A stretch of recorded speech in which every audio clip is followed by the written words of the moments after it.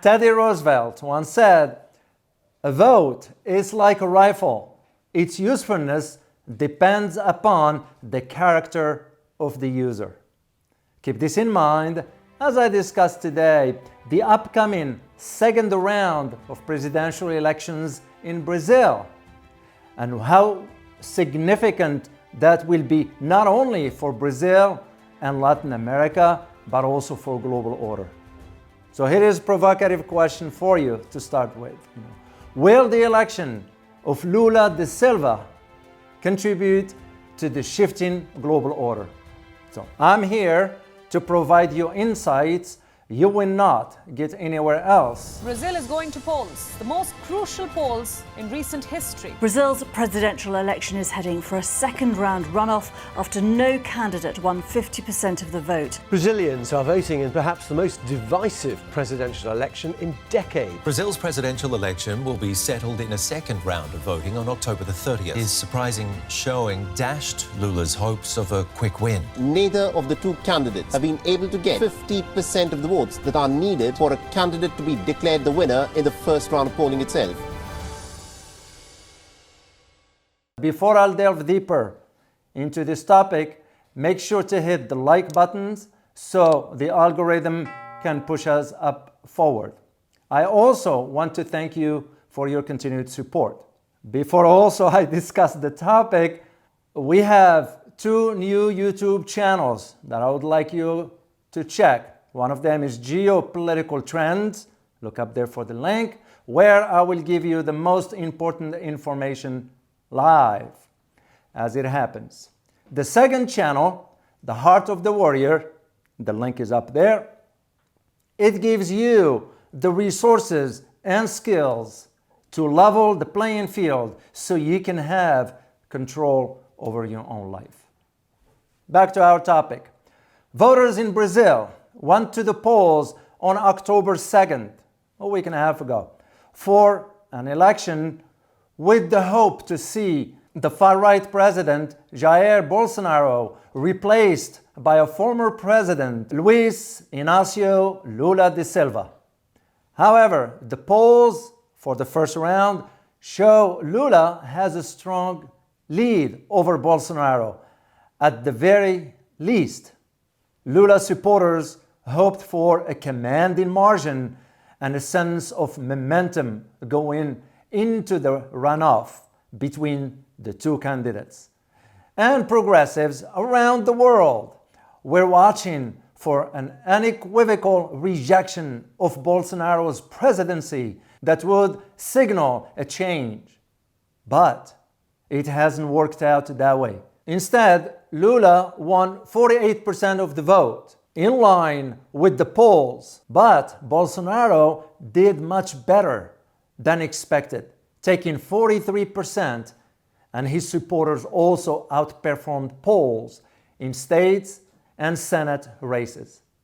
Lula is expected to take most votes from the minor candidates who now drop out of the race and should be favored to win in the second round on October 30th.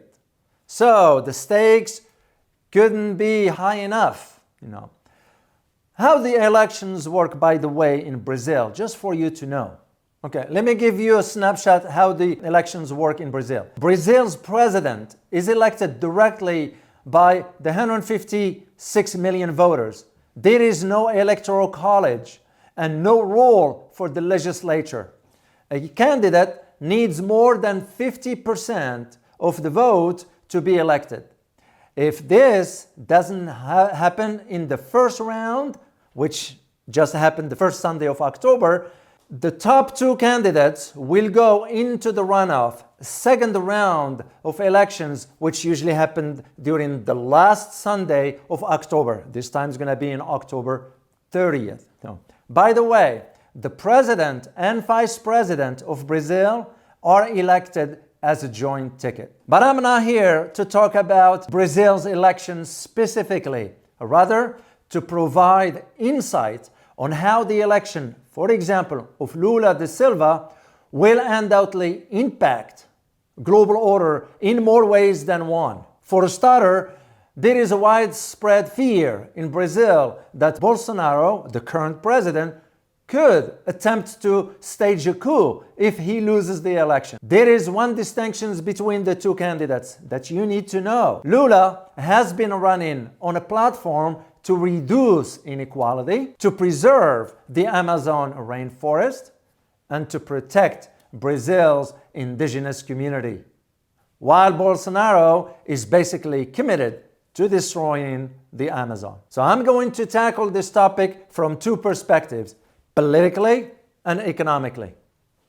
From a political perspective, the significance for Latin America and the world of Lula's victory is a reflection of where Latin America is headed. Going from the early pink tide of the early 2000s to the resurgence of right-wing governments.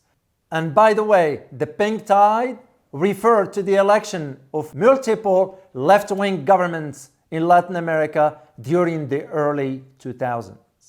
So, if a red tie will mean a shift to communism, a pink tie refers to the gentler socialist change. As I always say, look for the trends. We are witnessing almost every major country in Latin America voting for a left-wing government. Mexico, Colombia, Venezuela, Argentina, Peru, Chile, and of course Brazil.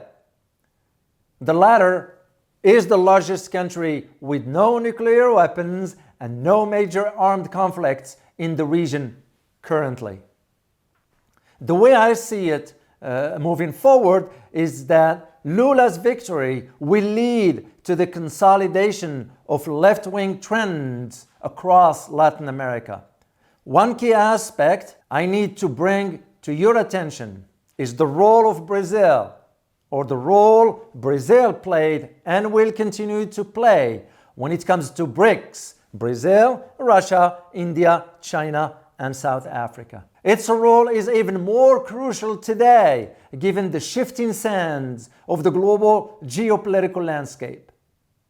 Brazil is, of course, the largest, most important country in Latin America. And the direction in which Brazil goes is sure to have a major impact on these trends, developing into possibly an independent force in global affairs today. Let me remind you that during the early years of the 21st century, when Lula was in power, he managed to give the BRICS alignment a significant role on the global stage in the world affairs. In fact, Brazil became perhaps the most respected country internationally, one that relates to much broader issues about multipolarity in international affairs. Contemporary geopolitical conflicts and major power struggles have proved that the global order is changing to a multipolar system. So, welcome to a multipolar world where the Earth is no longer the property of a sole superpower. Look no further at how about 90 countries of the world in the global south are not going along with the US and the UK position on the Ukraine issue. Even in Europe, in Germany, over 2/3 of the German population wants to move to negotiations with Russia now. We can't ignore Brazil's domestic front, of course. Brazil suffers from major inequality and corruption. I recall when I was teaching a master's program at Texas A&M, I served as a research advisor to one of my former students. Her master's thesis was about corruption in Brazil. Oh boy, I learned a lot through her research. Historically, Brazil was a very rich country, in case you didn't know that, just a century ago. It was called, and I put this in quote, the Colossus of the South. While the first round of the election did not yield a clear winner, Brazil will move one direction or another depending on the outcome of the second round in October 30th. There is quite a lot at stake locally in Brazil and Latin America altogether. Because of the role of the Latin American countries, Brazil takes the lead in setting up the stage for the next phase of the global order. What I find troubling is the statements by the current president, Bolsonaro, during his campaign when he said, and I quote, "Only God will remove me from power," end of quote. Could this lead to violence if he loses the elections? What do you think? Economically speaking, Lula's aspiration this time around, assuming he wins the elections, the second round that is to have Brazil play a more vital role and be a key player in 1, the process of the South America's integration, and 2, in the revival of the BRICS. I find the financial aspect of what Lula wants to do, if elected, could set the global stage, or global financial system that is, on a different trajectory. Because he stated, and I quote, "We are going to restore our relationship with Latin America, God willing. We will create a Latin American currency," end of quote. The proposal would imply the creation of a South American central bank, capitalized by all the countries of the continent. Like what he said, and I quote, "We don't have to depend on the dollar," end of quote. Lula said in a speech at the Electoral Congress of the Socialism and Liberty Party, in which the party declared its support for the former president for October vote. Many well-established economists, by the way, in Latin America, like, for example, Gabriel Calipolo, argued for the implementation of a model in Latin America like that of the European euros. It's worth noting that in August of last year, 2021, the current economy minister of Brazil, Paulo Guedes, said that a single currency for MERCOSUR, MERCOSUR is the abbreviation of the Spanish name for the trade bloc Mercado Común del Sur, which means the common market of the South. So what he said was it would allow for 1, greater integration, 2, for free trade area, and 3, create a currency that could be one of the 5 or 6 relevant currencies in the world. And if I may share with you a brief history about MERCOSUR, or the Southern Common Market, MERCOSUR is a regional integration process originally established by Argentina, Brazil, Paraguay, and Uruguay, and subsequently joined by Venezuela and Bolivia, the latter still complying with the accession procedures. My assessment is that if Brazil puts enough considerable resources behind this proposal of the creation of one currency, we could witness a major development for Latin America and a change in the global financial system. I can just see how Latin America's leaders thinking about the current US-EU sanctions on Russia and saying to themselves, we need to have alternative to A, the financial system, and B, global leadership. What you need to know is that Lula is the first Brazilian president whose name is well known across the global South. Now, with his popularity, will he be able to drive and reshape the trajectory of multilateral agenda in world affairs today? That is a question that is worth asking. That's why I believe Lula's presidency will revive BRICS and push it forward on the global stage. Of course, we can't talk about Latin America without talking about China's increasing visibility and investments. China's investments in Latin America allowed many governments in that region of the world, whether of the right or the left, to be more independent financially. We are all witnessing, as we speak, the latest IMF loans to Argentina. How can we forget the images of thousands and thousands of people descending to the streets a few months ago in Buenos Aires, who have taken to the streets expressing outrage over the record-breaking loans from the IMF that threatened to plunge Argentina into a constant debt crisis. The IMF, International Monetary Fund, granted Argentina the loans in 2018. An Argentinian Congress resumed the deliberation over its repayment just a few weeks ago. But the financial body has inflicted misery on many people for decades in Argentina. Yet the IMF approved another $44 billion agreement that allows Argentina to reschedule debt owed to the lender, cementing sort of a deal that's already facing economic and political challenges. It's for this reason and others that there is a conversation about Argentina joining BRICS. As for China, you need to know that even during the presidency of Jair Bolsonaro, China continued to be a major trading partner with Brazil. One thing is sure, China's commercial investments and economic ties with Latin America will continue when considering Argentina, for instance, joining the BRI, the Belt and Road Initiative. The fact is that China has the investment capital available. China also has a sizable market for the commodities produced in Latin America. So, because the fact is, we can't ignore the sheer size of the Chinese market, no matter how you look at it.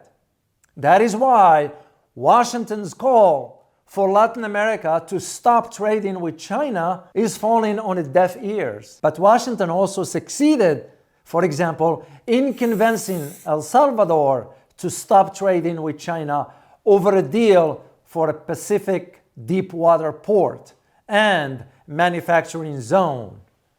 I admit, I am surprised that the United States was able to break this deal. What I foresee comes October 30th is that if Lula wins the elections, it will be the revival of BRICS for it to play a far greater role on the global stage.